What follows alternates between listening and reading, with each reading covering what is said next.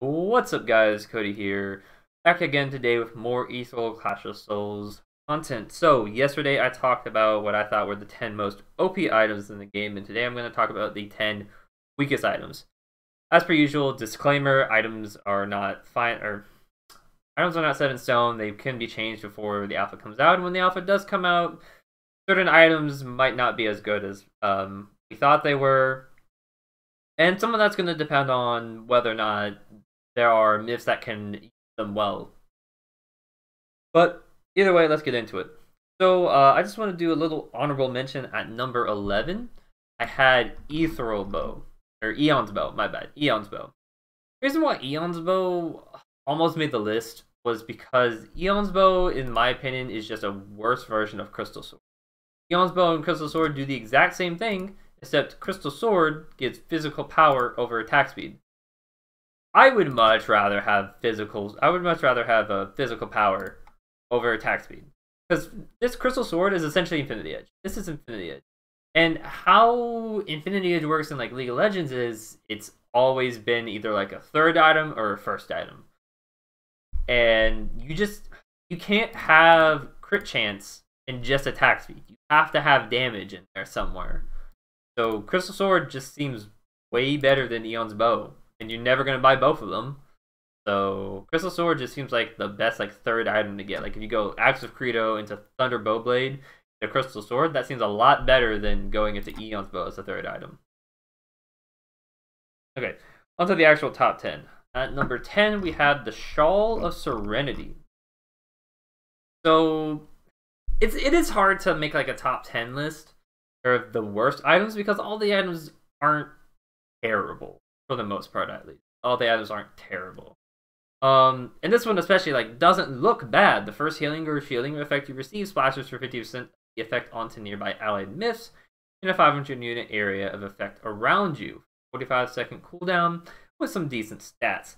So the reason why this is on the list though is because I feel like a 50% AoE heal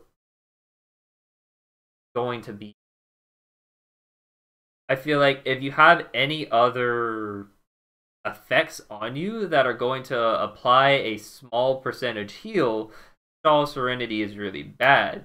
I feel like it's only going to be useful for coordinated play when your enchanter support knows to heal you instead of healing somebody else, and they know that your Shawl of Serenity is up.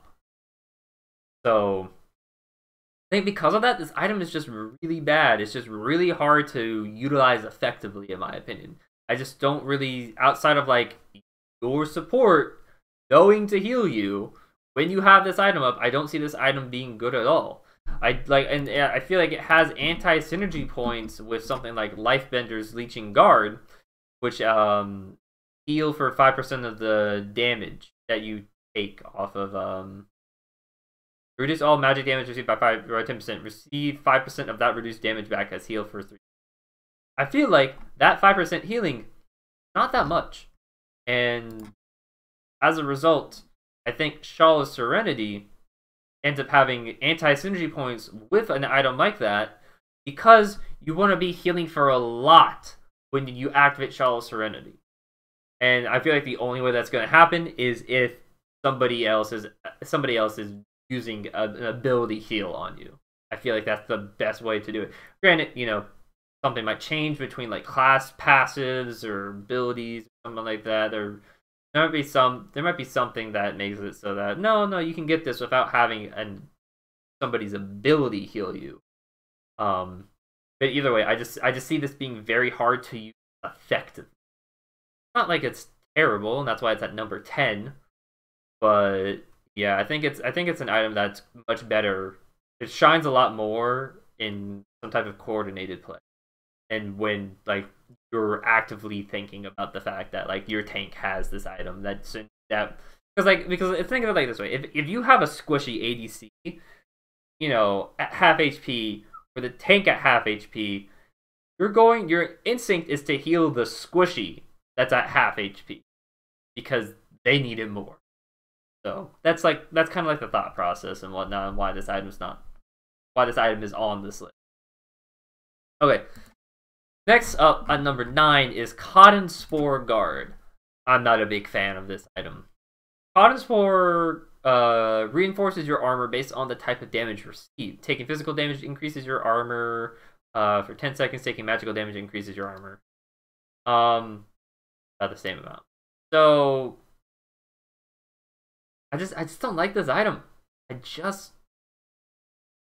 feel like I could just have other items that accomplishes what this item does in a similar fashion, but just better. For instance, I can already think of like Alveon's Shield. When the spell, you heal a portion of the back, but it gives good stats and it gives health.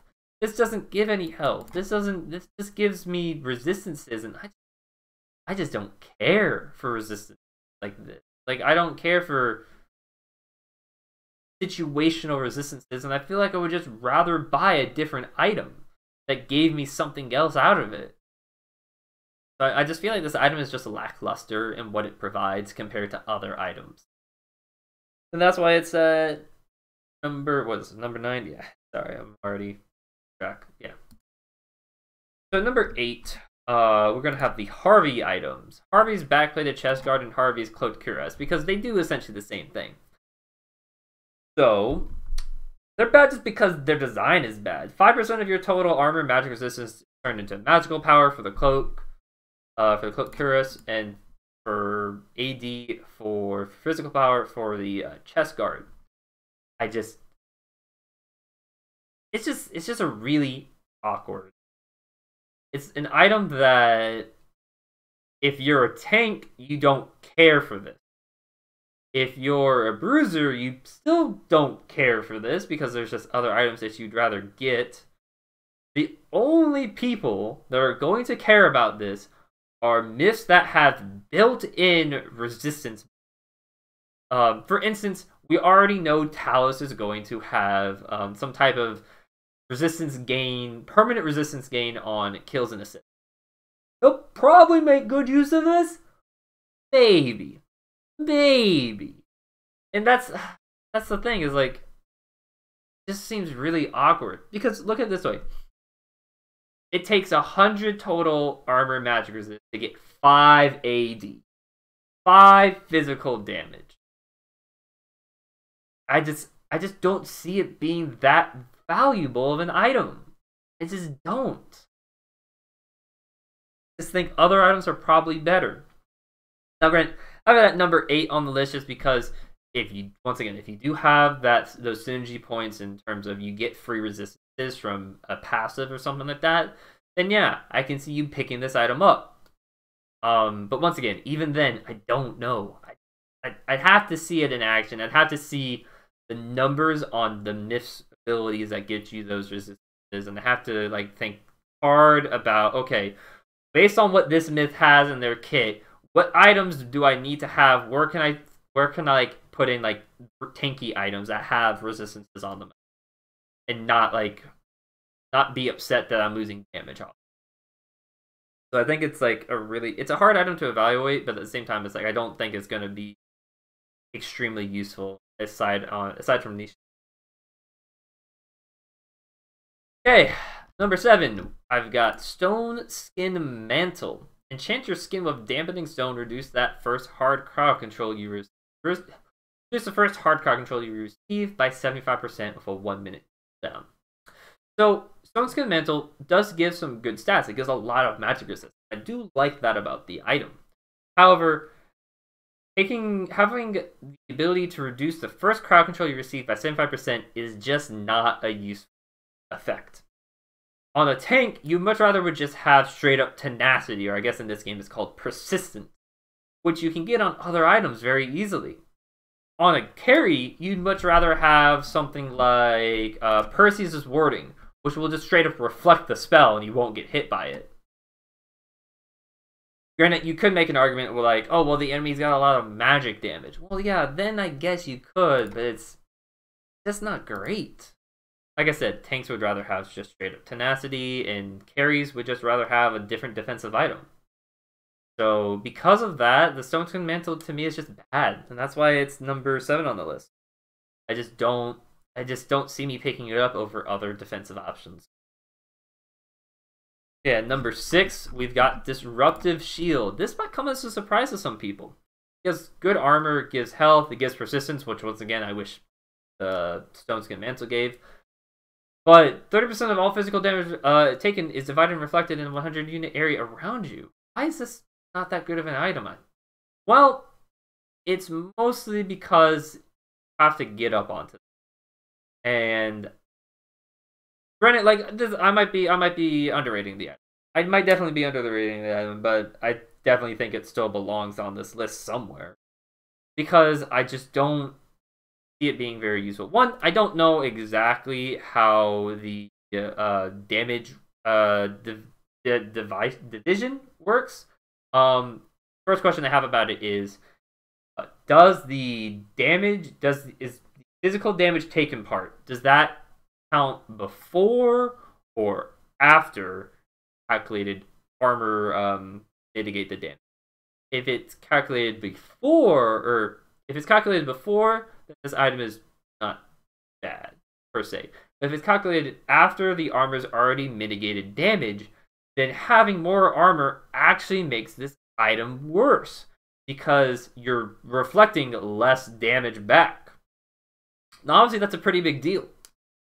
On top of that, when it says the damage is reflected around you, does that damage being reflected around you hit your teammates, or does it only hit enemies?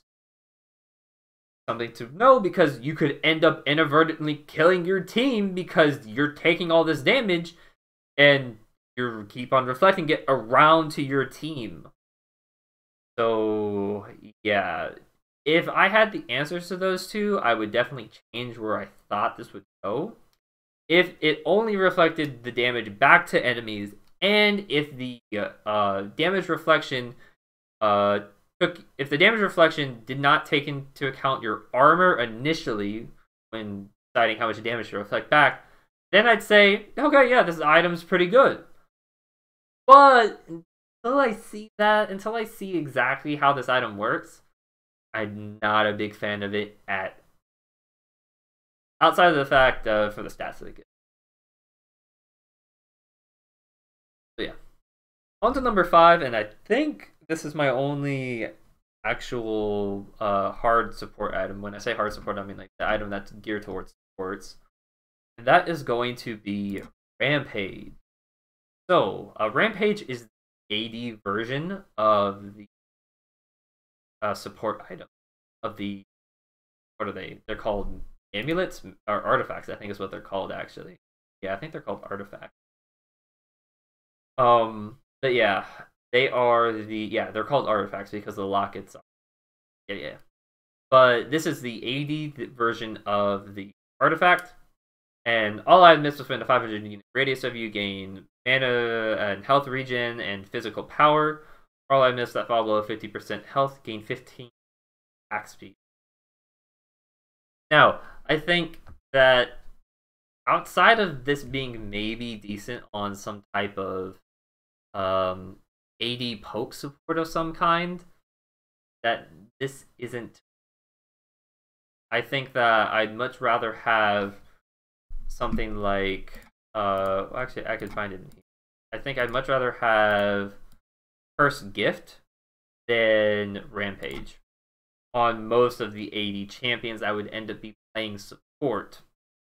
Or at least I would end up be playing as like a hard support. Just because Cursed Gift gives me move speed and it gives my allies more stats. Rampage, the best thing I can say that it gives is it gives physical power. Which I don't think that's a super useful stat. 35 physical power is a lot of physical power, I think, for what the item provides you. But it's just like, when I read ally miss that fall below 50% health gain 15% attack speed, I don't see that being super useful.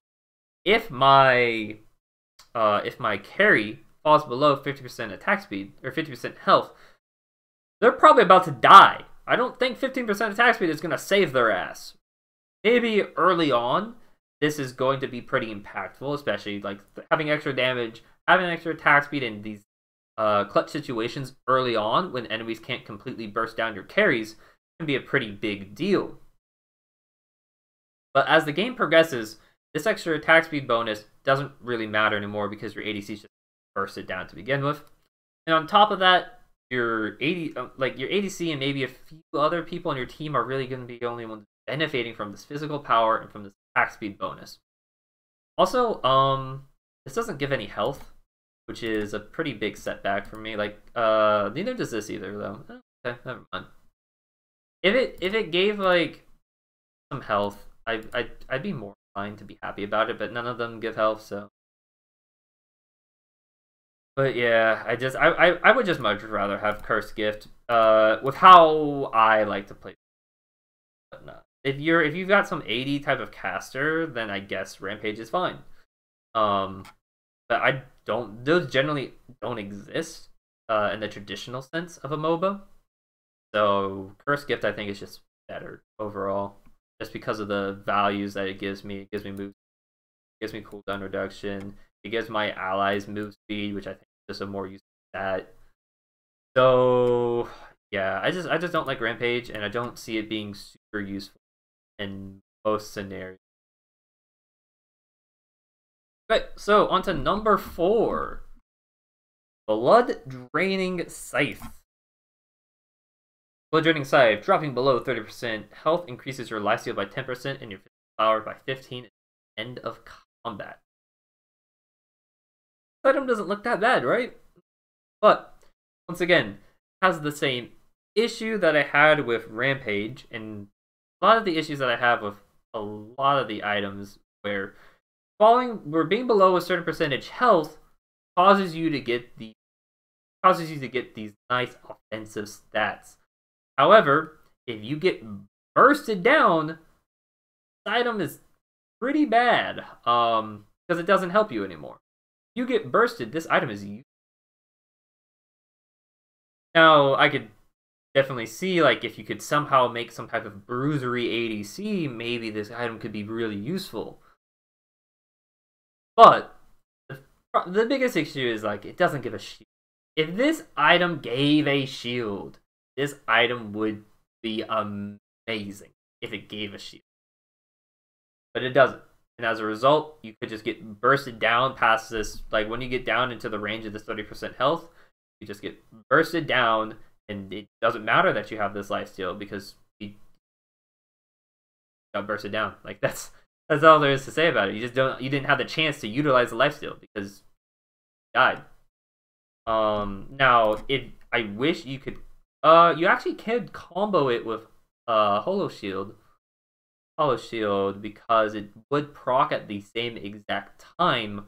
But requiring a second item to make your first item have more value is not what you want to be seeing out of an item. That's not how you really want to be, like, judging, like, the value of an item. Because, like, honestly, I do think this item is just useless without a shield. Unless you're a bruiser. And if you're a bruiser, you're not really making amazing use out of this item to begin with anyways. I feel like this item is more geared towards those that have built-in attack. Those are, like, building attack speed already and whatnot. And yeah, I think if you have to get a second item to make your first item actually have value, I just think it's bad. Okay, so the third item on this list is going to be Amulet of the Ancients, and this is probably no surprise that this is on the list. And granted, like, this was a hard toss-up between this and the second item on the list as well. Because Amulet of the Ancients, when dropping below 30% health, release roots around you, dealing a very minuscule amount of damage, and rooting all enemies for 1 second. For each enemy rooted, you heal for 2.5% of your max health for half percentage off of minions. So this item does give some pretty stats. It gives persistence, which is a stat that I do like on my tanks. And it gives magic power is like, and it gives a small bit of health, which is my guess is that this is going to be a relatively cheap item in comparison to others. Also, a 2-minute cooldown isn't bad either, and it roots. But the biggest problem I have with this item is that you heal for such a small amount that it's just kind of dumb. You deal such a small amount of damage that it's just kind of dumb. And it only applies when you're at 30% of your total health, which, as a tank, is going to be kind of difficult to hit. unless your opponents are targeting you. And if they're targeting you, they're not going to necessarily be on top of you. As a result, you're only going to be rooting a couple people around you, which means that you're not healing that much from the item. Maybe if you're inside the middle of a minion wave and you're deciding to fight there, that might be useful. But for the most part, I would imagine that you're going to be fighting around objectives, which the minions aren't going to be around, as mid and late game come around. And as a result, I just feel like this item just does not give a lot of value. Outside of the fact that it roots everybody around you for 1 second, but once again, you have to hit this activation threshold. Outside of it giving 20% persistence, I just don't like it. Once again, it's just not giving enough value to me. Now, granted, if this is super cheap, maybe I'll get it, especially if I'm on like a tank support where I'm lacking gold income. But yeah, I'm just not happy with this item at all. Another item I'm not happy with is the second item on this list, which once again, hot contention between second and third here. That's going to be Leyline Shroud. Start a countdown for 5 seconds after spending mana. After 5 seconds have passed or all abilities have passed, gain a shield based off of 50% of total mana spent during that time, for a max shield of 400. 75 magic resist, 650 health, and some mana generation stuff.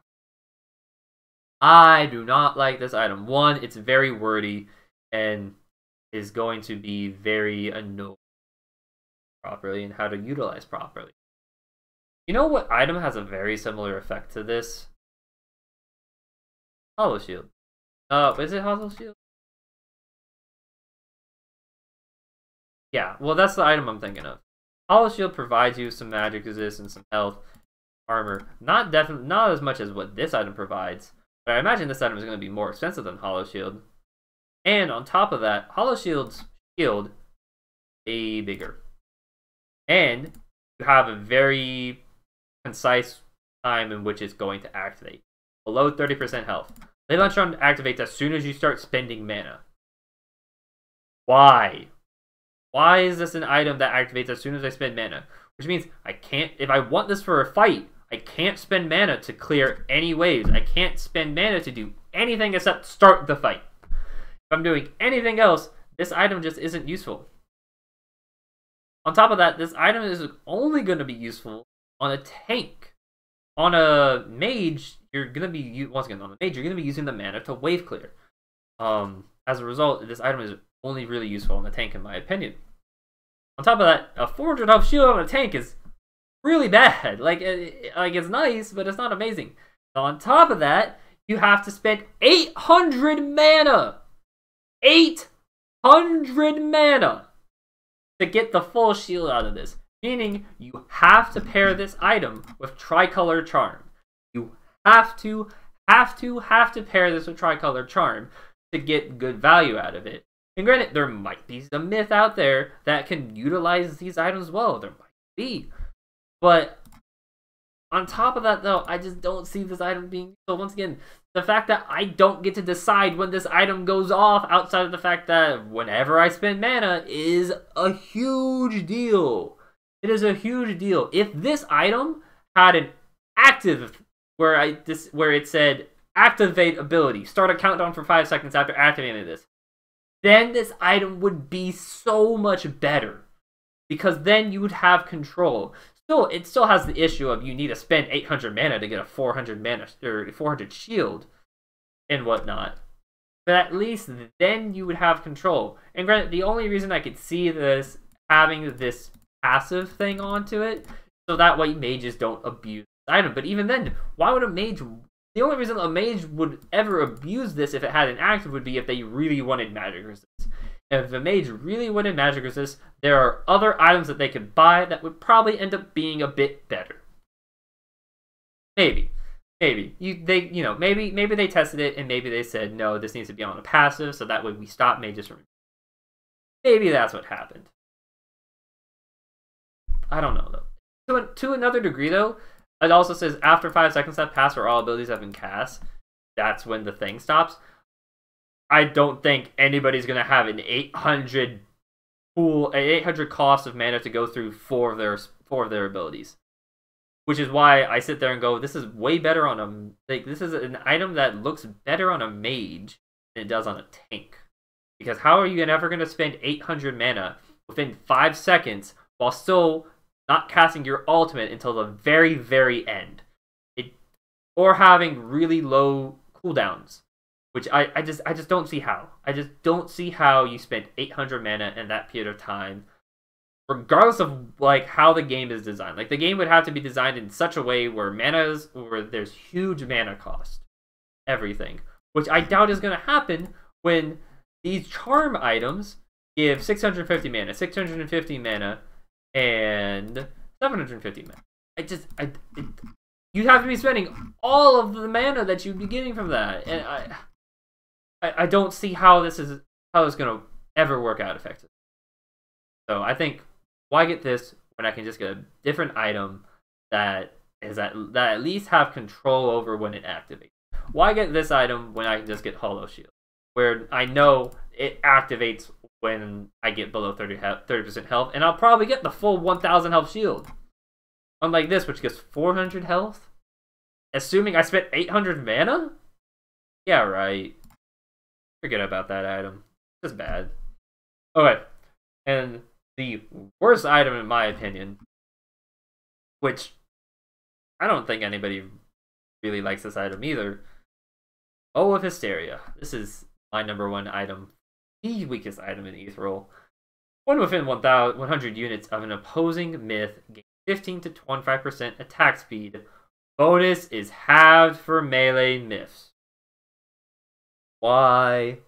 Why would I ever buy this on a melee myth if I'm only going to get 7.5% to 12.5% bonus from the item? Why would I get this item over any other item? Why would I get this item when I could just get something like Medusa Shrink, which will just stun the person for a second? Why would I get this item over... Like, even I could talk about getting Eon's Bow over it. I could talk about getting Thunderbow Blade over it. With ease! Thunderbow Blade with ease! With ease! Outvalues that item. With ease. Thunderbow Blade outvalues Bow of Hysteria. Thunderbow Blade already gives more stats than it, and when you start proccing crits with it, it'll give you more attack speed than what Bow of Hysteria would have ever given you, and it'll give you move speed. So why would I ever get Bow of Hysteria? Whoa, you can get an extra 25% attack speed on top of the item for your range miss.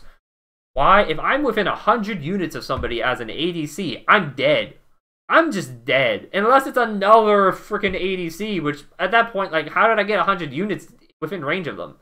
If somebody is within 100 units of me, I am dead. It's either going to be a tank that I can't get off of, and that's why that's the only reason this item would ever be useful, or it's an assassin and I'm just dead.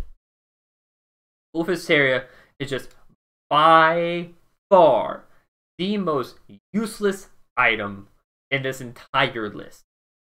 By far. I just don't ever see a reason for you to ever get this item outside of just like, I've built all the other bows and I built everything else that gives me attack speed, and I just really want more attack speed.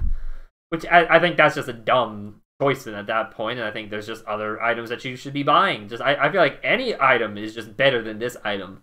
I feel like any sword is better than Bow of Hysteria, just from the value that you get from the sword. It's just like, why buy this item? Why ever buy this item? So yeah, that's gonna be it. Let me know what you guys think of my list and what you guys think is like the worst item by far, because I definitely think Bow of Hysteria is like the worst item right now that they have out. Other items that like I don't quite understand still is like this 50% health positive, 50% health offensive effect, 50% under 50% defensive effect thing. But I didn't put those on the list just because it's impossible for me to really evaluate those without seeing them in action, because I've never seen an item like that before. Or at least like it's not in League of Legends, I'll put it that way. So yeah, thank you guys for watching. If you enjoyed, remember to like and subscribe for more Ethereal content. You can catch other You can catch other videos on my channel talking about Ethereal stuff, especially lately about all the items and whatnot.